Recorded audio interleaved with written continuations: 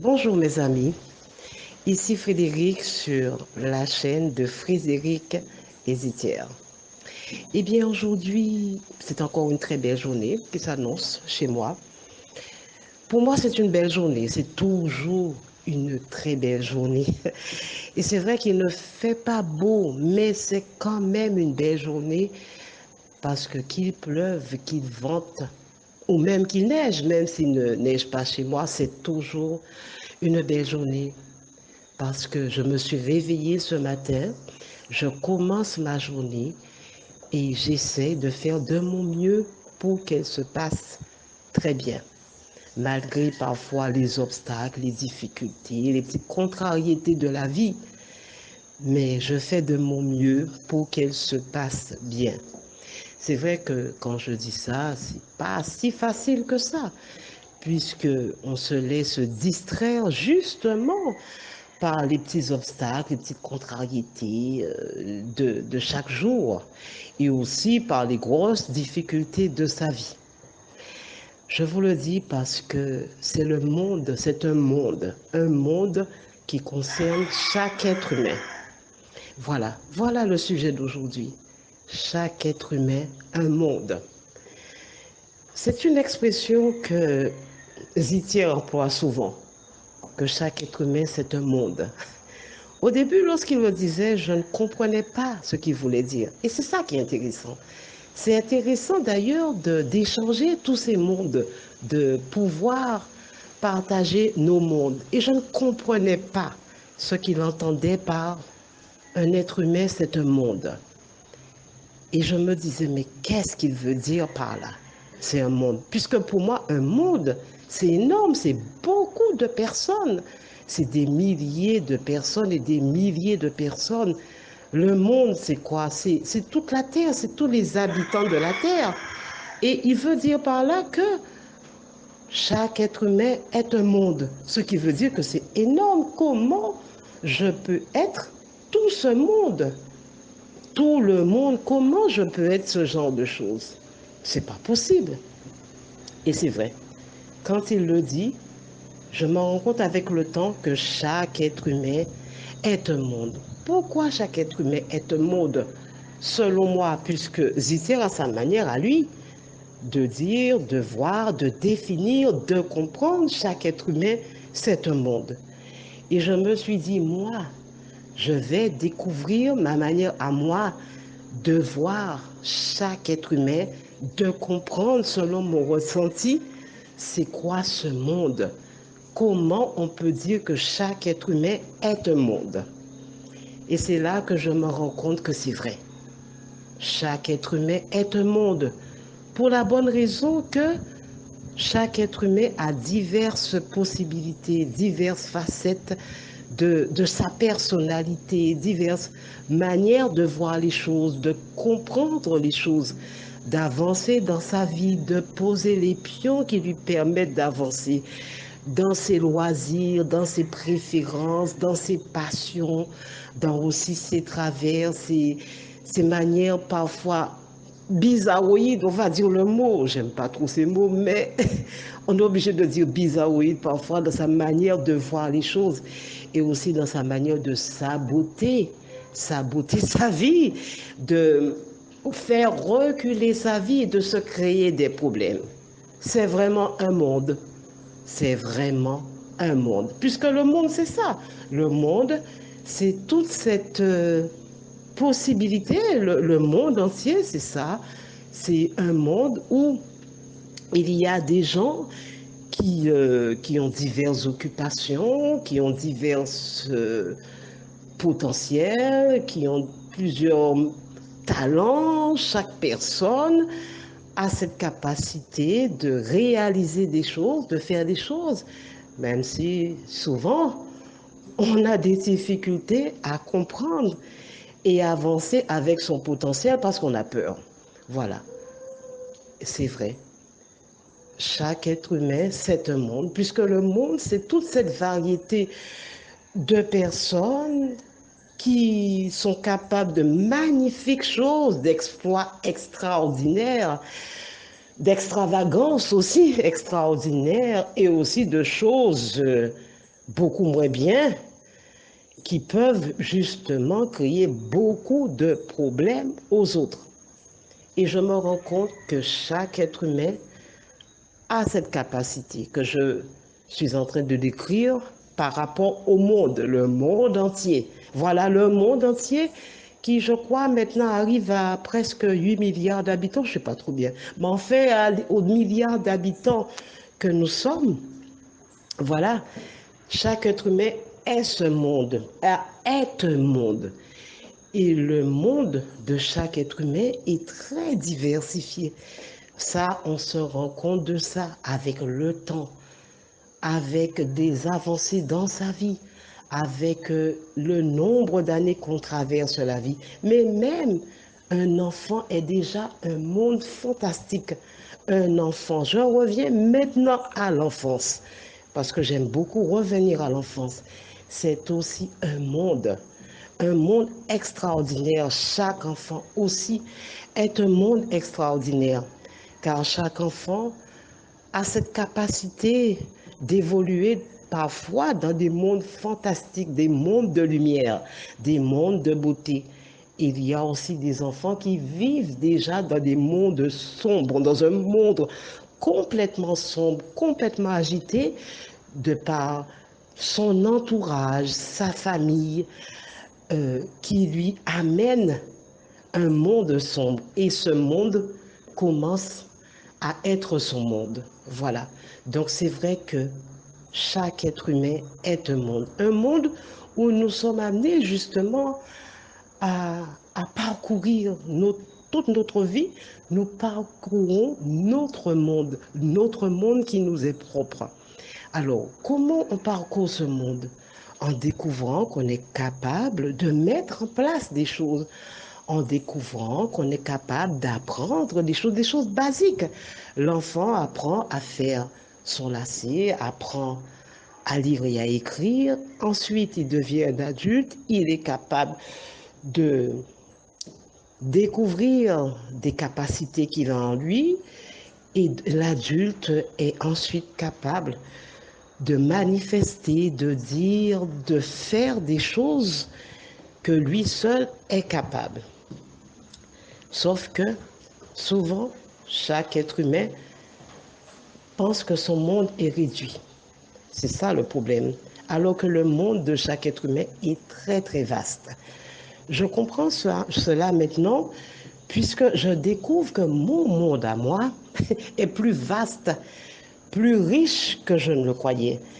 Et que je suis encore à la découverte de mon monde qui est moi, mes capacités qui sont les miennes, mes faiblesses aussi qui sont les miennes. Donc, je suis à la découverte de mon monde qui est le mien. Et j'invite aussi dans mon monde qui je veux, comme aussi je peux refuser qui je veux dans mon monde. Parce que mon monde est le mien, il est sacré, il est à moi. Et c'est vrai que partager mon propre monde avec les autres, c'est quelque chose que j'ai envie de faire, c'est vrai. Mais je peux aussi décider que une personne n'est pas capable de comprendre mon monde et aussi de ne pas lui donner l'accès de ce monde. Je vous le dis parce que quand je dis un monde, c'est tout un fonctionnement. C'est des valeurs aussi qu'on a en soi. C'est des valeurs qu'on peut partager avec les autres. Mais si quelqu'un ne partage pas nos valeurs, on ne peut pas partager grand-chose avec cette personne. Donc il est parfois difficile de laisser entrer n'importe qui dans son propre monde. Mais est-ce que ça veut dire qu'on est contre cette personne, qu'on ne le laisse pas rentrer dans son monde? Pas du tout. Parce que peut-être qu'il y a un moment où cette personne sera apte à entrer dans notre propre monde. Encore pour vous dire, chaque être humain est un monde de richesse, de valeur, d'expérience, d'amour, de joie, de plaisir. C'est un monde que chaque être humain qui a son monde doit parcourir pour voir un peu, pour découvrir un peu ses capacités, sa capacité d'amour, de joie, de réalisation et aussi vérifier où ça ne va pas. Qu'est-ce qui cloche? Qu'est-ce qu'il faut guérir? Qu'est-ce qu'il faut améliorer? Parce que il y a un monde pour chaque être humain, mais chaque être humain a un monde. Mais certains ont un monde très, très abîmé, très blessé, mais vraiment très blessé. Et à ce moment-là, chaque être humain a la responsabilité de guérir son monde. Quelles que soient les blessures qu'il y a dans son monde, chaque être humain a cette responsabilité de s'occuper de son monde. Voilà. Et toute notre vie, on va à la recherche chacun de notre monde pour aimer notre monde, pour répandre notre monde dans de belles choses, découvrir les richesses de notre monde et aussi guérir les blessures de notre monde. Donc pour moi, le monde de chaque être humain, c'est un monde que chaque être humain doit explorer, toujours explorer. C'est beaucoup plus intéressant d'explorer son monde que d'aller explorer celui des autres. Et ensuite partager son monde avec le monde des autres. Oui, partager son monde avec le monde de l'autre. C'est-à-dire que nous enrichir avec chacun notre monde. Chaque être humain est un monde. Je suis très heureuse de vous parler de ce monde de chaque être humain, car chaque être humain est riche de son monde. Je vous souhaite une très belle journée à la découverte de votre monde et je vous aime très fort. Au prochain audio. Et maintenant, je laisse Zitière vous parler à sa manière de son monde, du monde de chaque être humain. Merci et au prochain audio. Alors, ma princesse, bonjour, bonjour, bonjour, bonjour, bonjour, et merci de me lâcher la phase pratico-pratique ou les traitements efficaces que je vais devoir descendre très sportivement et sans idée de manœuvre, voir mon très cher ami pour que nous puissions finaliser quelque chose de très propice si ce thème du jour très, très, très, très intéressant. Alors donc, je t'aime très, très, très, très, très, très fort aussi et on avance ensemble. Alors, les chers amis, bonjour, bonjour, bonjour et un réel plaisir d'être toujours à votre disponibilité. Alors, et le thème du jour au jour d'aujourd'hui, c'est un être humain, un monde. Voilà. Et mon très cher ami, tu vois que si je m'arrête là et que je dis que c'est beau, c'est magnifique, uniquement que le thème doit te parler parce qu'un être humain, un monde, ça veut tout dire. Hein. C'est un résumé pour te dire que l'être humain, quand on voit physiquement et ce monde physique, nous sommes identiques en fonction du mode de fonctionnement. Alors, et tu vois, quand je m'arrête comme ça, ventre en l'air, et que je te délivre des données comme ça, là, je me joue au conférencier, étant donné que il faut que je te donne un médicament très, très, très, très, très, très, très, très efficace, parce que nous sommes dans le monde physique et l'air est grave. Et comme l'air est grave, il faut que vraiment on essaie de rendre le médicament encore très, très, très, très, très efficace et avec beaucoup de rapidité en matière de soins. Donc, c'est pour ça que je te dis, je ne peux pas m'arrêter ventre en l'air et te délivrer le médicament et puis dire, bon, voilà, et le médicament en termes de conférencier. Alors, et pour ce, je pense qu'on va commencer par le commencement. Et je vais commencer comme ma princesse à parler le monde des enfants parce que moi, j'aime travailler un peu sur mon parcours de vie pour que tu vois, très cher ami, si ça te parle, bien sûr. Voilà, parce que si ça te parle, ça prouve que exactement tu es un être humain comme moi et que nous fonctionnons à peu près de la même façon. Voilà, et c'est pour ça que je dis on va commencer par le commencement pour ne pas que je me positionne comme ça et que je commence à te ventiler des données de conférencier. Alors, et commençons par le commencement, mon très cher ami, et pourquoi je dis on va commencer par le commencement, c'est simple. Parce que quand moi je regarde, lorsque j'étais tout petit, et quand j'observe toujours une femme et son enfant, il y a quelque chose de très spécifique que je remarque, et c'est à partir de ce constat que j'ai développé ce concept qu'un être humain n'est pas différent du monde physique que nous y sommes. Alors, et qu'est-ce que je vois entre la mère et son enfant? Et comme toi et moi, nous avons aussi fait ce trajet, ben, tu pourras aussi voir si mon constat te parle ou pas, très cher ami. Alors, et le constat, il est simple, hein, le constat, il est simple parce que partant des choses simples, on se comprend très vite. Alors, et le constat, quand je regarde une mère et son bébé, mais qu'est-ce que la mère fait?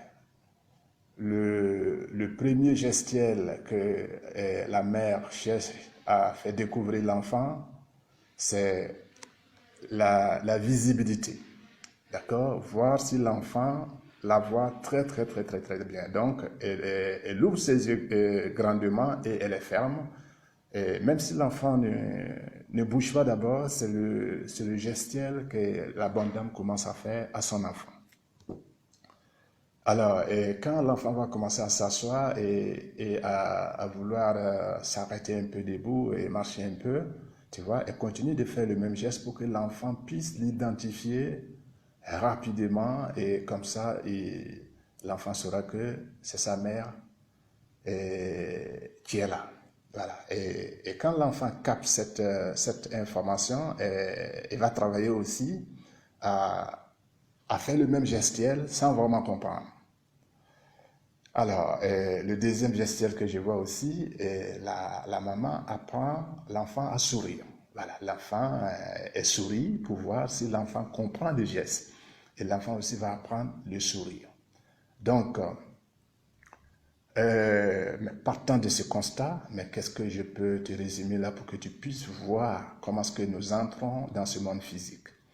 Alors, étant dans mon constat, tu vois très bien que la mère, son premier gestuel qu'elle envoie à l'enfant, et elle-même, elle ouvre ses yeux grandement et elle ferme pour voir si l'enfant voit les gestes, et l'enfant va capter les gestes au fil du temps. Lorsque, en faisant ça de façon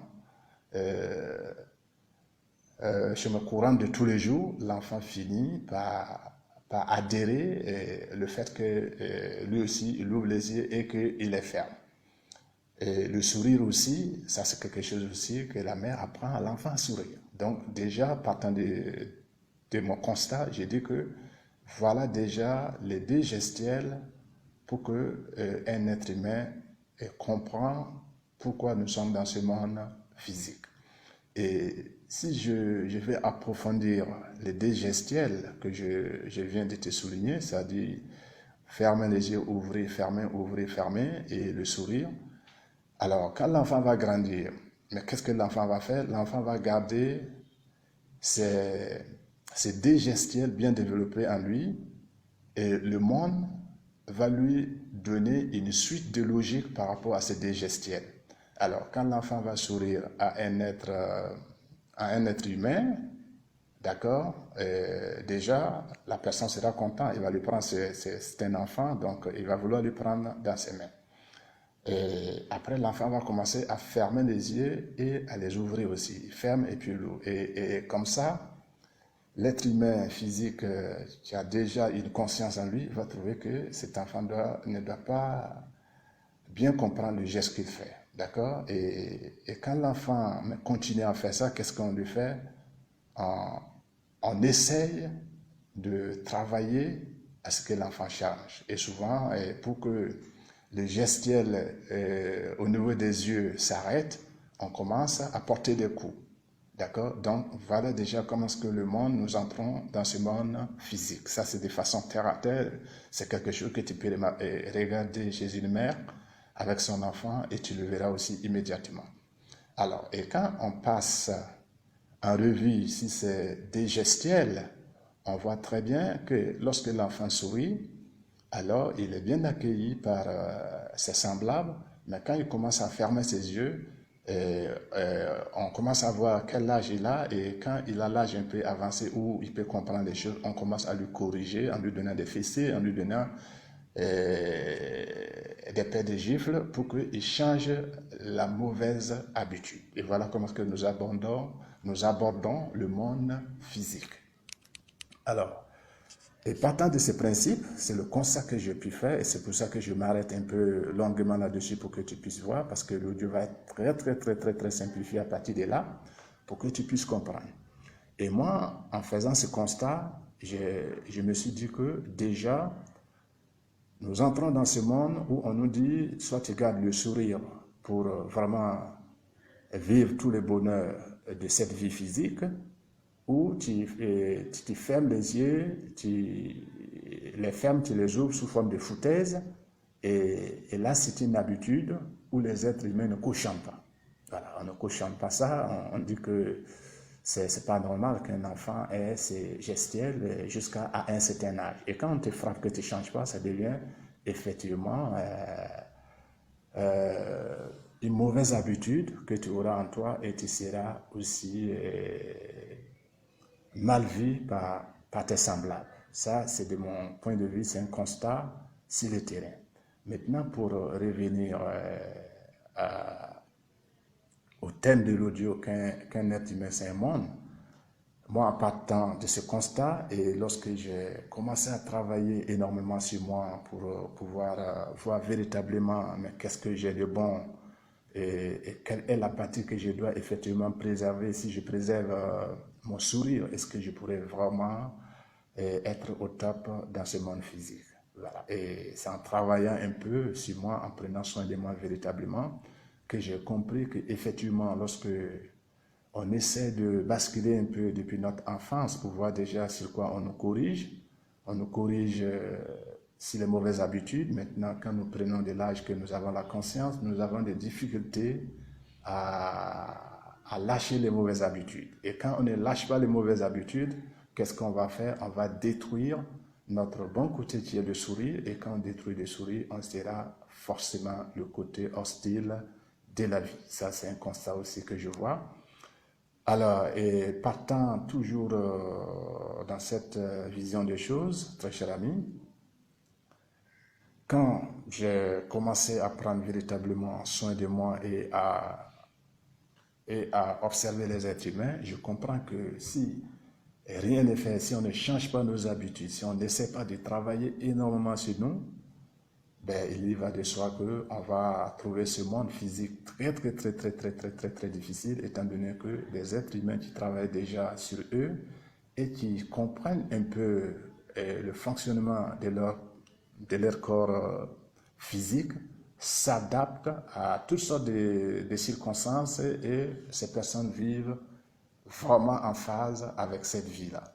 Voilà, et c'est en partant un peu de ce principe, puisque moi-même je suis en train de l'expérimenter, et j'ai vu que effectivement, quand tu essaies de faire un travail sur soi-même pour reprendre un peu le contrôle des choses du bon côté, c'est-à-dire se comprendre soi-même, parce que je dirais même que c'est un peu ça le but du jeu.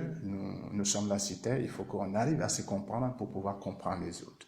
Voilà. Et quand on fait un peu ce travail un temps soit peu sur soi-même, on essaie de voir mais qu'est-ce qu'on peut corriger, qu'est-ce qu'on ne peut pas vraiment changer en nous. Et à partir de là, on s'adapte bien avec nos semblables et comme ça on comprend bien notre monde physique et on essaie d'adapter notre monde du corps humain à ce monde physique. Et en ce moment, la vie devient vraiment à notre côté. Voilà, la vie nous aide aussi à comprendre beaucoup de choses sur notre corps, beaucoup de compréhension sur notre corps, mais si ce travail si soi-même n'est pas fait, il y va de soi que nous abordons ce monde physique comme nous avons l'habitude de faire, ou voir les grands nombres des êtres humains et aborder la vie avec le mauvais côté et souvent c'est pas vraiment top. Alors, donc, partant de ces deux constats, moi je vais te résumer cet audio de façon très simpliste et c'est ça le médicament, très cher ami. Alors, mais qu'est-ce que je peux te donner comme médicament? Le médicament, la seule chose que tu peux vérifier par toi et par toi seul, parce que personne d'autre ne peut te donner cette information, c'est toi seul. Tu peux savoir si ce monde physique et l'être humain sont identiques. Voilà, parce que ça, même si tu le vois dans un livre, ça serait difficile pour toi de comprendre le concept. Donc, il faut forcément faire le travail, faire de ton mieux pour savoir qui tu es réellement et quand tu sauras qui tu es réellement. Je pense que tu es au parfum déjà des choses et tu comprends pourquoi on dit un être humain est un monde. Voilà. Et quand tu comprends ça, tu vois que tu auras moins de problèmes avec tes semblables, mais parce que tu ne pourras pas faire violation dans le monde d'autrui. Et comme ça, la vie devient vraiment très, très, très, très, très simpliste et plus efficace pour nous, les êtres humains sur Terre. Donc, le médicament que je te conseille ici, encore une fois de plus, c'est de faire le travail sur toi et sur toi seul. D'accord? Et c'est toi et toi seul aussi, tu le sauras si effectivement le corps humain physique que nous détenons égale à ce monde physique que nous y sommes. Et pour ce, je te souhaite une excellente journée ou une excellente soirée en fonction de la disponibilité que tu dégrises l'audio. Et on va se donner, très cher ami, rendez-vous sur le prochain audio. Infiniment merci.